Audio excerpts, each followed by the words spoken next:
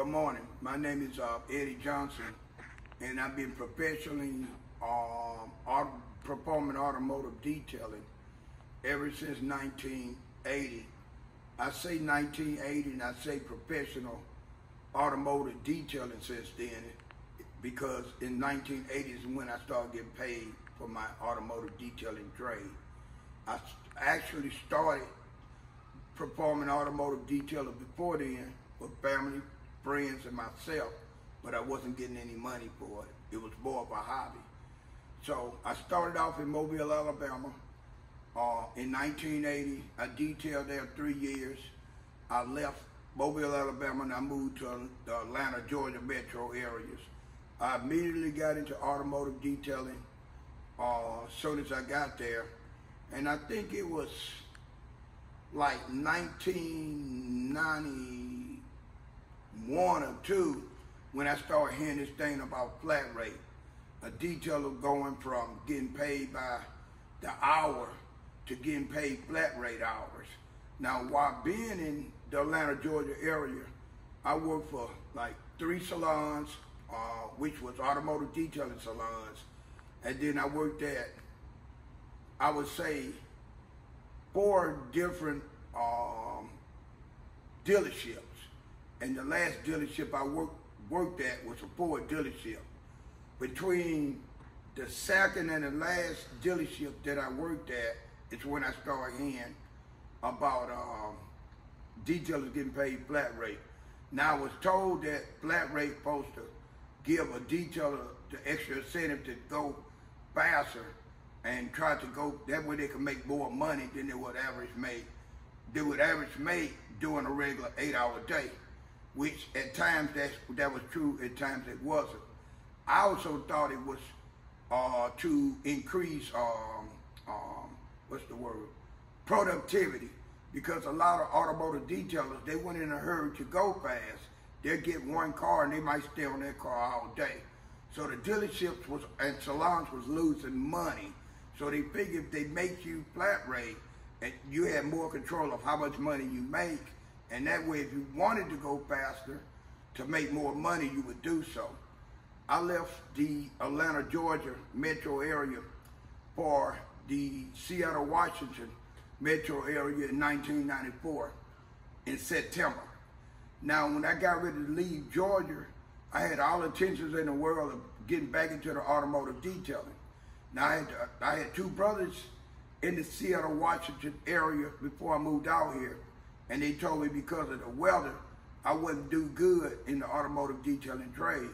But I didn't believe what they told me, and I said automotive detailing is what I wanted to do. So when I left Atlanta, Georgia, I came here by bus. I stuck all my belongings in storage. I put my car in storage, and I came by here on Greyhound. I paid Greyhound extra money to carry these gigantic boxes up under the storage area, under the bus where the luggage goes.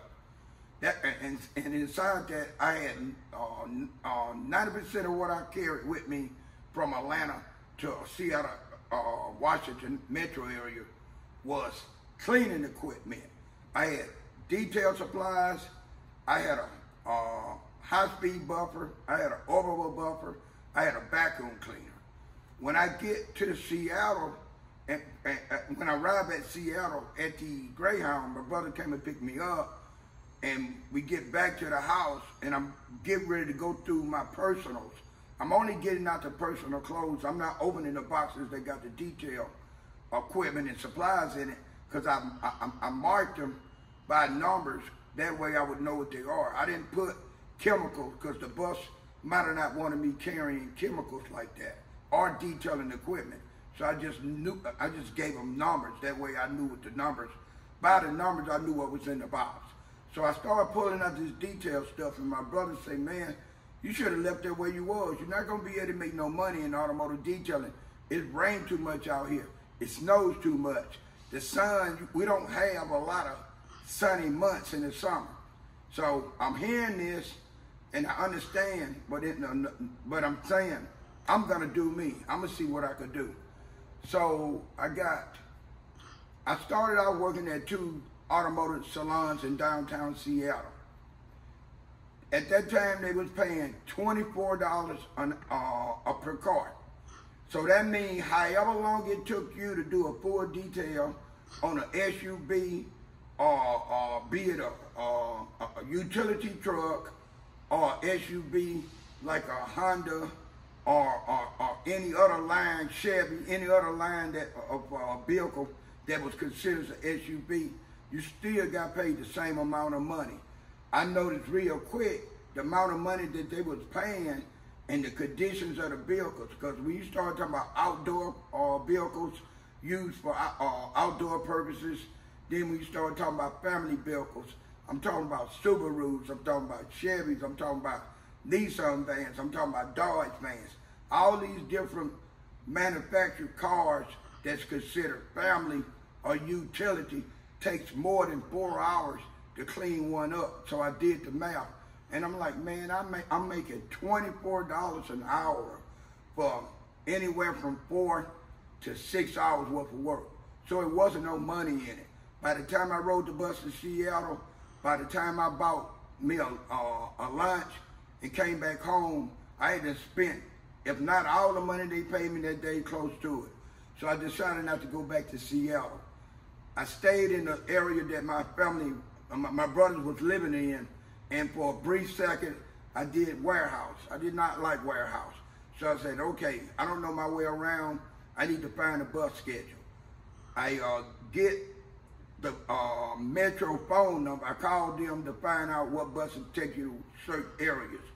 So I get hired at a dealership. The dealership that I got hired at was a Saturn dealership in Renton.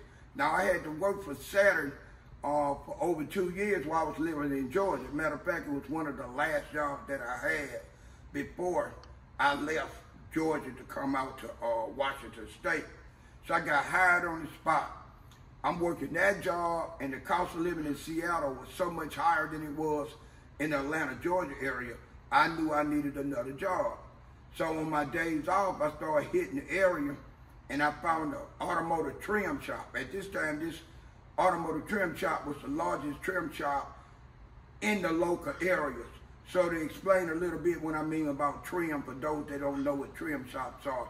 Trim shops usually put in like alarms, they put in sunroofs, they put in ground effects, they do running boards, they do almost anything to upgrade a vehicle, be it a truck, a family car, to a regular 2-door sports car, to a regular 4-door sedan, is what a trim shop did.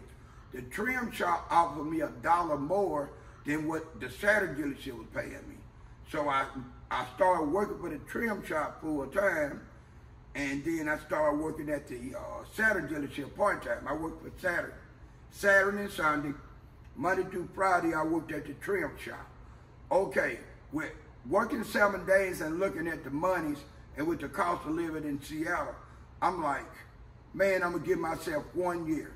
Okay, I'm in around May, and I'm like, man, this is not cutting it for me. I need more money. So I decided one day to get off of work, and I was gonna, since I was in Renton, I was gonna leave my car parked, and I was gonna walk around Renton, going to the used car lot, see if I could get some business from a used car lot. Now, I didn't have a detail shop. Like I said, I was working 7 days a week. I didn't have nowhere I could take a person's car, be it a customer or a used car dealership, to get it detailed. I just wanted to know, was it a market for me to get into? So the first used car lot I walked up to, I talked to the general manager, and he told me, yes, I need an automotive detailer. I say, okay, that's fine. I said, but I don't have a place to take your car, to detail your car. I'm just out in the area trying to see if I could drum up business, and then if I could get the business, then I'm gonna figure out where I'm gonna get me a shop from. And he told me, I could use someone of your caliber to do my cars, and on a nice day, you don't have to take our cars anywhere. You can detail our cars on our property. You can use our water, our electricity, and you can detail a car there. I'm like, wow, man, this is actually looking a lot better than what my brother and them told me. I might make this work. So then I knew another guy that I detailed with in Seattle, and periodically him and I were still talking to each other. So I called him on the phone and asked him, did he know anybody that had a space for rent to where I could run some used cars through to make some money detailing. He told me about a guy that had a detail shop. He said the guy was basically performing automotive details for every dealership in a renting area. And he said the guy had customer base. He told me the guy's name, he told me to go talk to him. I went to the location, I talked to the owner of the location, and he told me that I could operate business inside his shop. In other words, he was willing to rent me space, and paying for the space allowed me to have a wash bay to prep, an area to bump the cars out, you know what I mean, and do the interiors. So now I got it made. He tells me it's one catch. He said that while you working in here with the other detailers, I have more than enough work to keep you busy too, so you can do work for me, and then you can do work for yourself. And that way you could boost your pay. So I liked the idea. He said, before we do anything, he said, you need to go to the Internal Revenue and get yourself a master business license. I'm gonna show you the master business license that I applied for. I applied for my master business license in 1995. Okay, I got the master's business license with my UBI business number, and the name of my business, I called the EJ's Automotive Detailing. Okay, I presented this to the guy with the detail shop, and presto, I'm in business now. He told me that he wanted $300 a month from me for the space. I had no problem with paying him $300 a month.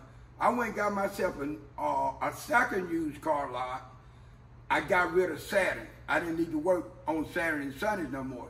I decided to take that Saturday and Sunday and work it towards me working for myself. I got a third used car dealership, and I let the full-time job go at the trim shop. Now I'm working 7 days a week if I need to for me, right? And bear in mind, I'm talking about this is June of '95. I came out here in September the 27th, 1994, so that's less than a year. Okay, between the amount of business I was getting from the 3 used car dealerships that I was working, right along with the guy that had the detail shop, I was doing work for him. It was during the summer. He had 2 sons in there. They got off work every day at 5 o'clock so they can enjoy the summer. I was in the shop. I might get there at 9, and I might leave there at 11, 12. It was sometimes I stayed till 1 in the morning. So I was doing more work by myself than his 2 sons was generating being there, right? So my first check that I got, this is 2 weeks worth of work, and it's gonna be 2 different checks inside this frame here. This is how much he paid me. Now this is just the amount of money I made off of him. This don't have anything to do with my own 3 used car lots I was working. This is what this guy paid me for cleaning his cars up, right? All right. Things get kind of tricky. I catch a flight back to Georgia.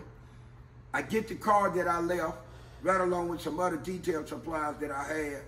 I drive all the way back out to Seattle, Washington. I was gone maybe a week. I go back to work at the detail shop, and the owner of the detail shop tell me he want to talk to me.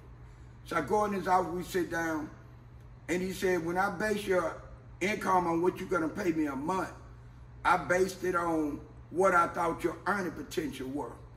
He said, your earning potential is a lot higher than I gave you credit for.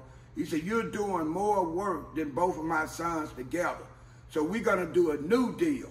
It's no more $300.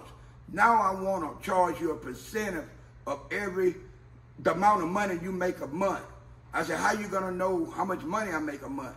He said, you're gonna show me in black and white how much money you made, and at that point, I'm gonna charge you a percentage of the amount of money you made a month.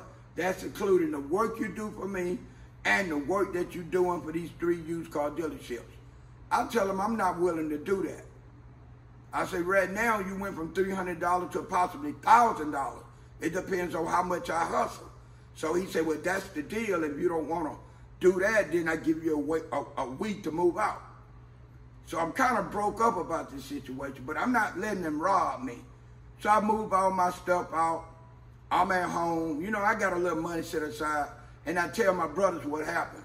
My brother makes a suggestion. He say, I got friends that operate in business out of Sure Guard Storage. Sure Guard Storage was a chain of storage units that people paid to rent every month to store, from an automobile to whatever, right? He said, you should get the phone book and start calling these places. I said, man, I'm gonna need water, electricity, I'm gonna need lighting. I don't think a storage unit will accommodate my needs. He said, you won't know unless you try. Call them. I called 10 different Sure Guard Storage. All 10 of them told me they would accommodate me. They said that I could use their water, I could wash my cars there, and I had electricity outlets inside the units. So I made an appointment to go visit them because I wanted to see where I'm gonna be working out of. I went to 3 different Sure Guard locations, which was in my area, surrounding area, and I found one that had 3 doors in the front, 3 doors in the back. In other words, I could come in from either end and drive straight through like drive-through service, right? And the building was completely aluminum, and it had some electrical outlets. It didn't have no insulation, so I knew it was gonna be hot as hell in the summer, cold in the winter, but that didn't matter. It was gonna be mine. It didn't have no lighting. So I bought a whole lot of fluorescent lights, like these lights up here I'm pointing up at the ceiling. I bought a bunch of those, and my brother came and he installed them in the ceiling and around the wall to where I could have lighting. I stayed in there from 95, I would say, October 95 till like July or August of 96. Now, the first used car dealership that I started doing work for, they asked me, say, what supplies do you need or equipment to where you could do a better job for us? Because we got some very bad cars. Some of our cars have been sold. People couldn't keep up the note. We repoed. The cars are worse now than they were when we sold it to them. So we need to help you help us. So if you need something, let us know what you need. Okay, at the time, I needed a pressure washer and I needed a carpet cleaning machine to make me more efficient, because I didn't have a good pressure washer and I didn't have a carpet cleaning machine, period. I was doing the soap and water with the scrub brush thing. So I told them that. They told me to do my own shopping around, find myself a pressure washer that I want to work with and a carpet cleaning machine and submit them a bill. Okay, I didn't just do it like that. What I did is I found it. I started making payments on the pressure washer and the carpet cleaner myself. Once I made about 8 or 9 payments, I went back to them and I presented them with this. So they drawed up a contract saying that the money that I made off them a month went back into them lending me money to buy better equipment with, to be able to do a better job performing used car details for them. Okay. All right. I moved. I couldn't market like I wanted to in a Sure Guard unit. Since people stored their belongings there, they had a security code that you had to enter to get in and out. They wouldn't let me advertise because they felt like me advertising a sign out on the street would draw too much attention. And they didn't want the city of Renton because that's where the Stuttgart unit was located. The location I was at was in Renton. They didn't want no problem with the city of Renton. So I couldn't do any advertisement. It was a used car dealership. They bought cars, they leased cars, and they sold cars. The guy that bought cars for them, I would meet him I would see him when I was down at the used car lot picking up cars and dropping cars out that I had detailed. He told me he had a big building that had been a detail shop twice. And he told me he had been in the building ever since he retired, which was in 1980. He told me he wanted the building to come back alive. He wants people to know that he's there. Okay, he's buying and selling cars, so he got cars there that he's selling, but he wants the doors open more frequent, maybe 5 days a week or 6 days a week, right? So he asked me to come out and see him. I was reluctant about seeing him because I didn't know this guy. So I kept on procrastinating, and one time I look up, he's standing in my door. He said, I wanted to come here and see how you shot up. He walked around, look at the ceiling, look all around. He said, wow, you got it fixed up in here, pretty nice. And he asked me, how much money you making, roughly, in this area with no advertisement? And I told him between $2,400 to $2,800 a month. Now, this was back in '96 before I moved in with him. And he said, if you had advertisement, you could make more money. He said, the offer still stands. Come out and see me. So I was never able to make more than $3 grand, and I didn't make $3 grand on a consistent basis inside the store unit. So I called him on the phone, made a plan, a date to go out and visit him and chat. I get out there, we drink tea, he turned on the light, and wow, I couldn't believe it.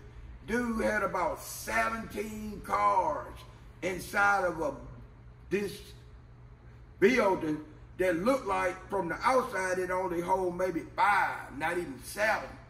But come to find out it had more space than I thought.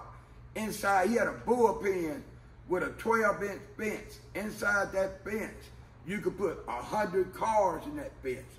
And he said, you'll have access to that bullpen.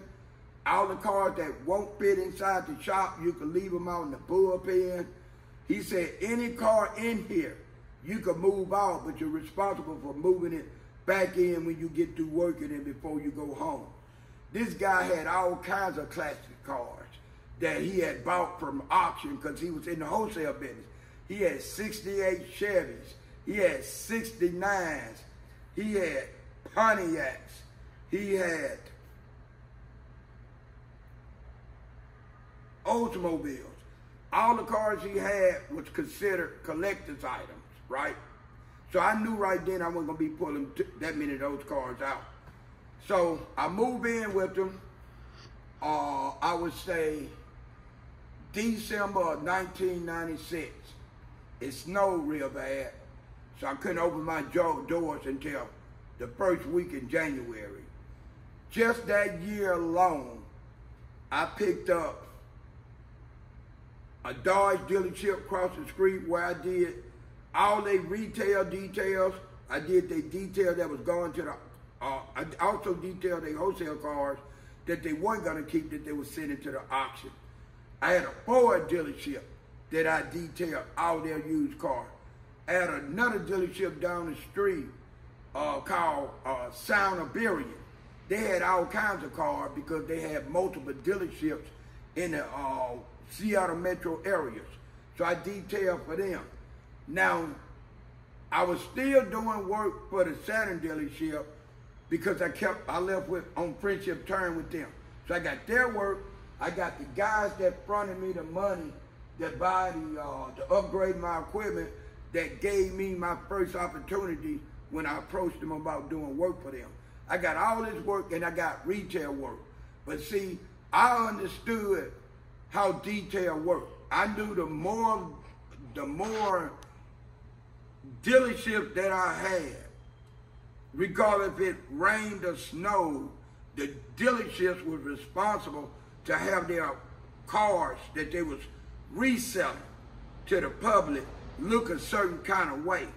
because a bank wasn't going to give a customer a loan on a car if it's not a reputable business and the cars are not quality looking cars. So it didn't matter if it rained fireballs. These damn car dealerships was in the business of selling used cars. So since they were selling used cars, they needed somebody with automotive detailing experience, just like they needed auto mechanics. And that's where I came in. I had so much work, I started letting some of the smaller used car lots that I had in renting go.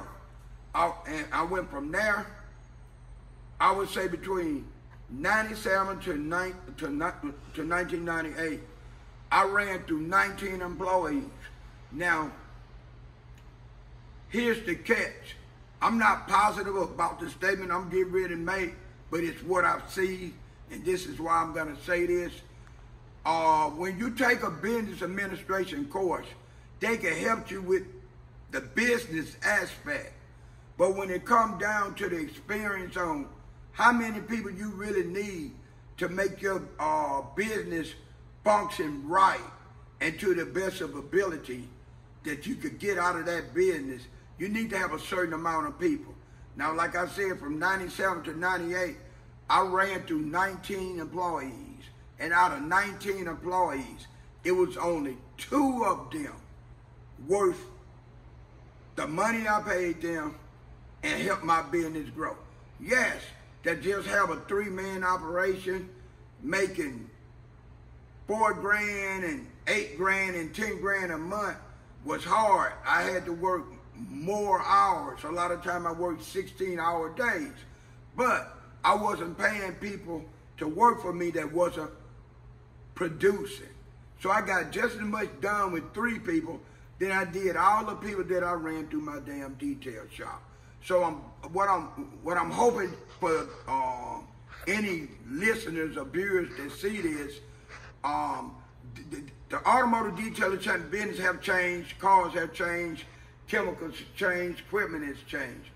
But what doesn't change is what they need in order to sell a used car, right? I would advise anybody that get into the automotive detailing business, before they get their location, when they find a location that they want to be in, go out in that location and look around and see how many automotive businesses in that location, right? Because if you're spending too much time picking up and dropping cars off, it's going to cut into your money. If you put a detail shop in a business where it's not any used car lots because there's not any dealerships there or used car lots, you're dependent on one type of income mainly, and that's retail, which is customers. A lot of customers is not going to spend their money when it's raining and snowing. So you got a worse chance staying in business, and I know it depends on location, who all you know, and what quality of car you detailing and how much you are charging. But what worked for me was to have a perfect balance. I'd rather have used car business because they're gonna work me year round. As long as I take care of them properly by giving them good product, automotive detail for what they paying me, versus customers. Customers come and go. And I know used car dealerships do too. But if you want to have the best of both worlds, you need to have both. I did good when I was in the automotive detailing business for myself. But in '99, I got rear-ended. I couldn't work for 2 months. So yeah, I had some money set aside. But while I'm laying there trying to recuperate, basically having to be rehabilitated again, I have to ask myself, do you want to continue to be a entrepreneur of an automotive detail business, or do you want to work for a dealership and do your automotive detailing on the side? And I decided it was best for me, especially due to my age, because I was 38 going on 39, is when I decided. So I took a job as an automotive detailing supervisor at a dealership in Renton, And I talked to the guy that I was renting from that brought me out to that area and told him what I wanted to do before I did anything. He brought my rent down from $400 to $100 a month. He said you can leave your stuff in here, and if you can't get by here a whole week, it's no problem. And that's what I did. And I did that for about 4 years. So I have made money in the automotive detailing business. But since then, I say maybe in the last, since 2001, I noticed how what I made to do a customer detail, what I made off a used car dealership to detail their vehicles, some people is getting the same money now. And if it was all right money for me back then, in 95, when I first went in business for myself, it's nowhere in the world it could be all right with me now.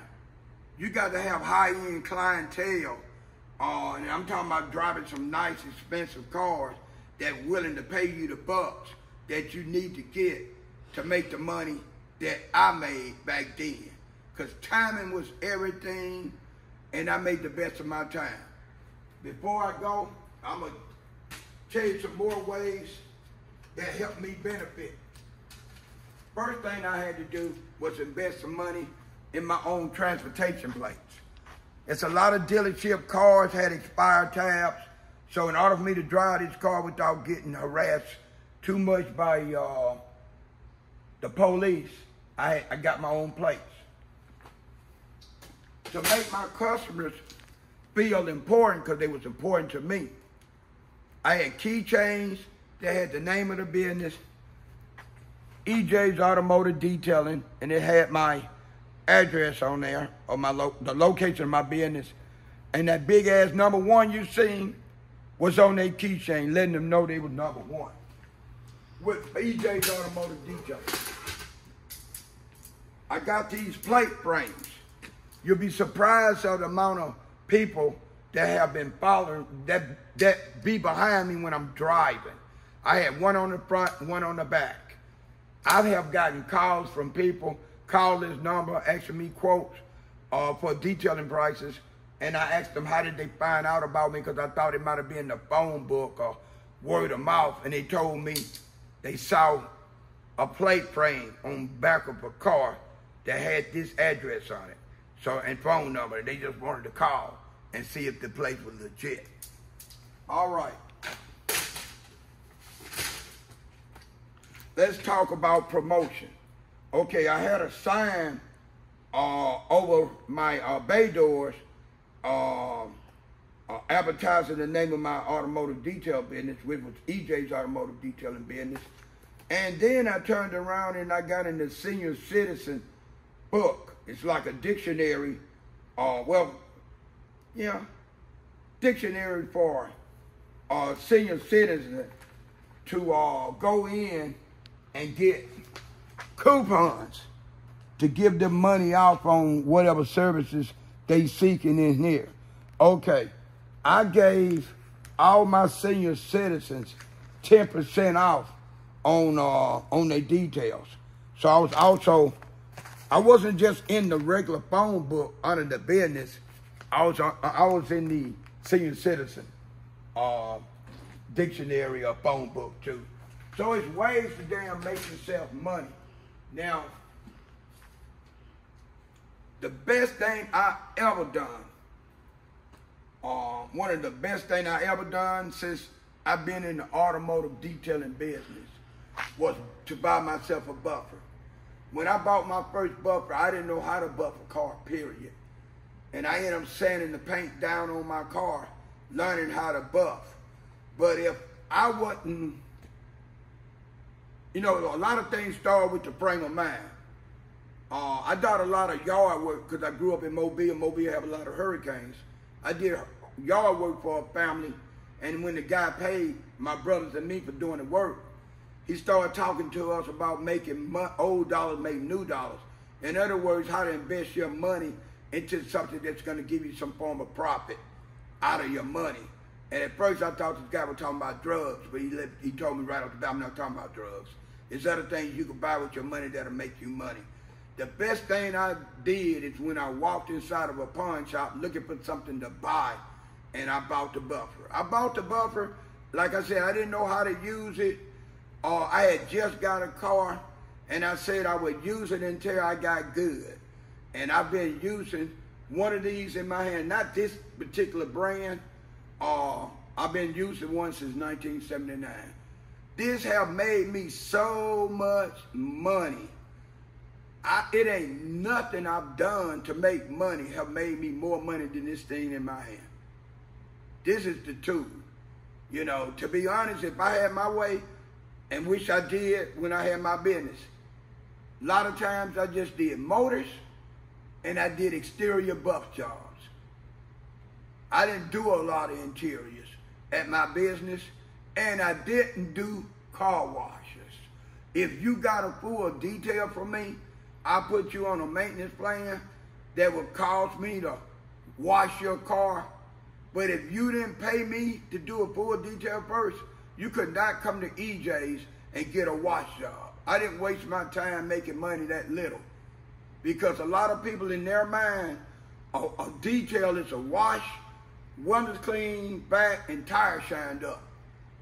They ain't talking about no carpets being clean, and they ain't talking about no buff job. So they just got a mini detail from you for a little money. So if you come to see EJ's, if you want me to wash your car, I got to detail it first. After that, and you want to continue to do business with me, I give you a price so good that I help you maintain your car the whole time you come to see me. But this is how I made my money. And I'm still making my money. And I've gotten very well known from using this tool right here. This is the best tool I ever picked up to make money. Good evening. Bye.